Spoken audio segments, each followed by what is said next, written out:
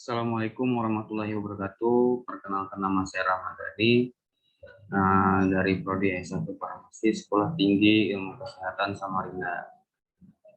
Di sini saya akan mempresentasikan PowerPoint.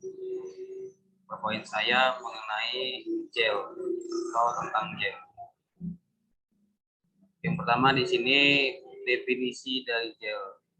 Definisi gel merupakan sediaan semi padat yang terdiri dari suspensi yang dibuat dari partikel anorganik yang kecil atau molekul organik yang besar, terpenetrasi oleh suatu cairan. Gel merupakan sediaan semi padat yang jernih, tembus cahaya dan mengandung zat aktif, merupakan dispersi koloid, mempunyai kekuatan yang disebabkan oleh jaringan yang saling berkaitan pada fase terdispersi. Jenis-jenis gel. Berdasarkan jenis fase terdispersi, yaitu gel fase tunggal, terdiri dari makromolekul organik yang tersebar merata dalam suatu cairan sedemikian hingga tidak terlihat adanya ikatan antara molekul yang makro, terdispersi, dan cairan. Gel sistem satu fase yaitu terdiri dari yang pertama makromolekul organik, yang kedua tersebar homogen, yang ketiga tidak terlihat ada batas antara fase air dan geleng agen. Gel sistem dua fase terbentuk jika massa gel terdiri dari jaringan partikel gel yang terpisah. Gel sistem dua fase yaitu terdiri dari yang pertama partikel-partikel kecil yang terpisah, misalnya gel aluminium hidroksida. Yang kedua, ukuran partikel terdispersi cukup besar, contohnya bentonit magma dan gel aluminium hidroksida. Berdasarkan sifat koloid, gel anorganik. Gel yang terdiri dari sistem dua fase, contohnya adalah gel aluminium hidroksida dan bentonit magma. Gel organik satu yang terdiri satu fase, contohnya adalah karbofol dan tragakan. Berdasarkan sifat pelarut, hidrogel atau pelarut air. Hidrogel terbentuk dari molekul polimer hidrofilik yang berkaitan melalui ikatan kimia. Hidrogel mempunyai tegangan permukaan yang rendah dibanding biologi dan jaringan, sehingga meminimalkan kekuatan absorpsi free gradasi sel. Hidrogel bersifat lembut atau lunak dan elastis sehingga meminimalkan iritasi. Selanjutnya organogel. Organogel atau pelarut, bukan air atau pelarut organik. Contohnya suatu polietilen dengan BM rendah yang terlarut dalam minyak mineral dan didinginkan secara shock cooler dan dispersi logam stearat dalam minyak. Selanjutnya ex-aerogel.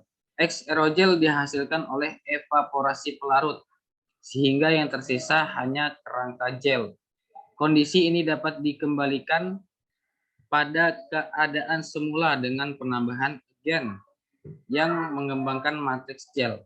Contohnya gelatin kering, tragakan rebounds dan asasiates, selulosa kering dan poliesteret. Komposisi gel terdiri dari 6 komposisi. Yang pertama yaitu geleng agen, yang kedua humektan atau pelembab yang berkemampuan untuk menarik air, yang ketiga gliserol yang bersifat higroskopis, yang keempat propilenglikol yaitu merupakan bahan yang berfungsi sebagai humektan atau pelarut, yang kelima bahan aktif, yang keenam silating agen. Cara pembuatan gel. Cara pembuatan gel yang pertama, mengembangkan polimer dengan pelarut yang sesuai sebagai basis gel. Yang kedua, melarutkan obat dalam pelarut yang sesuai. Yang ketiga, melarutkan pengawet. Yang keempat, mencampurkan obat dan pengawet ke dalam basis gel. Evaluasi gel. Yang pertama adalah evaluasi mengenai organoleptis, yang kedua homogenitas, yang ketiga pH, yang keempat viskositas, yang kelima konsistensi, dan yang keenam uji stabilitas fisik. Cara pembuatan formula. Yang pertama, sediaan gel dengan basis karbopol dikerjakan dengan cara karbopol dikembangkan dalam air suling di gelas piala, didiamkan hingga mengembang selama 1 kali 24 jam. Kemudian ditambahkan TEA lalu dihomogenkan. Selanjutnya ditambahkan metil parafen yang sebelumnya telah dilarutkan dengan air suling panas dengan suhu 90 derajat Celcius.